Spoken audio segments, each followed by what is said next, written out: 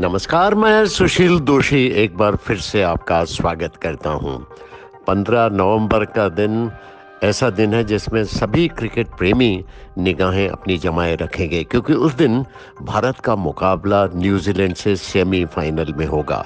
मुंबई के वानखेड़े स्टेडियम में ये मुकाबला होने वाला है और भारत भी नर्वस है, देखिए, और यहाँ के दर्शक भी नर्वस हैं, क्योंकि हमें याद है कि 2019 में न्यूजीलैंड ने भारत का सपना तोड़ दिया था, लेकिन वो बात मैनचेस्टर की है।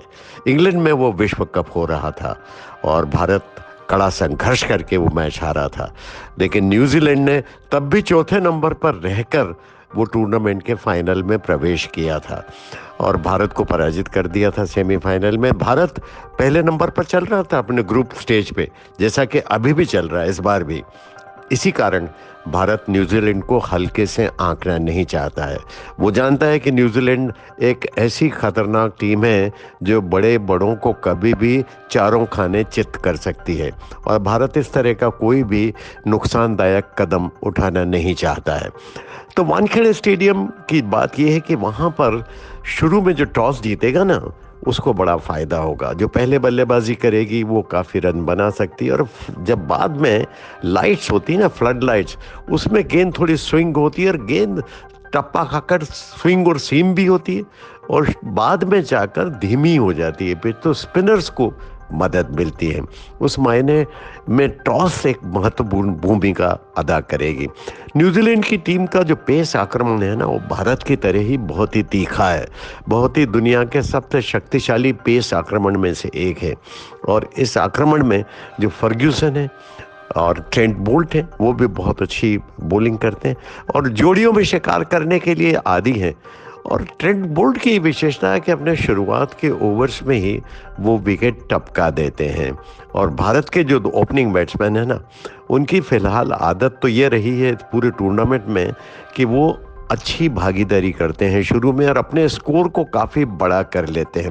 तो ये बहुत ही कड़ा संघर्ष होने वाला है, क्योंकि भारत ने अगर पावर प्ले में शुरू के 10 ओवर्स में विकेट नहीं खोया तो फिर भारत एक बहुत बड़ा स्कोर खड़ा कर सकता है।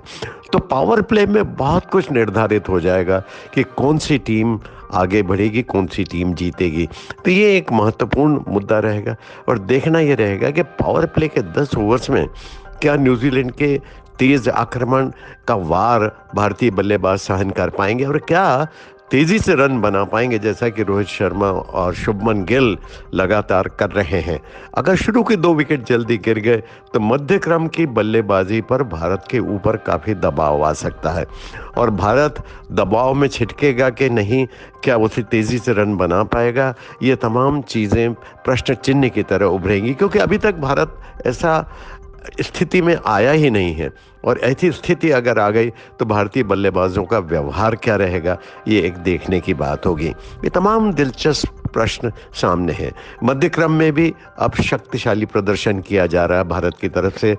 श्रेयस अय्यर और शुभमन गिल ये तो शुरू में अच्छा खेल ही रहे, और श्रेयस अय्यर जिस तरह से फॉर्म में आए ना, रोहित शर्मा बढ़िया खेल रहे हैं शुरू में, शुभमन गिल के साथ एक बड़ी भागीदारी लगा रहे हैं, उससे एक बुनियाद पड़ जा रही है और भारत एक बड़ा स्कोर खड़ा करने में सफल हो रहा है। लेकिन मध्य क्रम में भी अब केएल राहुल और श्रेयस अय्यर ने अपनी भूमिका का सही तरीके से निर्वाह किया और सही वक्त पर फॉर्म में लौट आए हैं। लेकिन अब जो बॉलर्स हैं ना, ये मुकाबला बहुत ही बड़ा है, क्योंकि अब तक जिन बॉलिंग का सामना भारत करता रहा है वो बॉलिंग उतनी तीखी नहीं थी। नेदरलैंड्स के बॉलर 130-133 किलोमीटर की बॉलिंग करते हैं, श्रीलंका के बॉलर्स भी 130 के आसपास की बॉलिंग करते हैं, लेकिन फर्ग्यूसन जो बॉलिंग करते हैं ना, वो 145 से 150 किलोमीटर, ट्रेंट बोल्ट भी लगभग इतना ही किलोमीटर प्रति घंटे की, और जो सऊदी हैं वो गेंद को स्विंग कराने की कला में बहुत माहिर हैं और शुरू में विकेट टपका देते हैं। तो ये जो आक्रमण है न्यूजीलैंड का बहुत तीखा, और उनके स्पिनर जो हैं वो भी बहुत अच्छे हैं। तो एक तरह से भारत के लिए कड़ी परीक्षा है। भारत के स्पिनर्स भी तभी दबाव डाल पाएंगे जब जसप्रीत बुमराह और शमी और सिराज शुरू में विकेट टपका देंगे। अगर ये शुरू में विकेट टपका देते हैं ना, तो मध्य ओवर्स में स्पिनर्स जो हैं जडेजा और कुलदीप यादव ये भी दबाव डालने में सफल होते हैं। लेकिन अगर इन्होंने विकेट नहीं टपकाए, तेज गेंदबाजों ने, जैसा कि वो अब तक तो कर रहे हैं, विकेट टपका रहे हैं, लेकिन अगर नहीं टपकाए तो फिर स्पिनर्स को बड़ी मार पड़ने वाली है। ये भी आप लिख कर रख लीजिए। तो कुल मिलाकर ये मैच जो सेमीफाइनल का होगा ना, ज़बरदस्त होगा।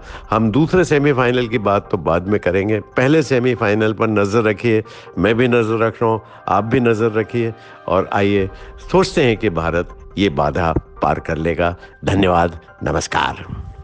अगर आप ये वीडियो YouTube पर देख रहे हैं तो हमारे चैनल को सब्सक्राइब करें और बेल आइकन को दबाना ना भूलें। अगर आप Facebook पर ये वीडियो देख रहे हैं तो हमारे पेज को लाइक करें।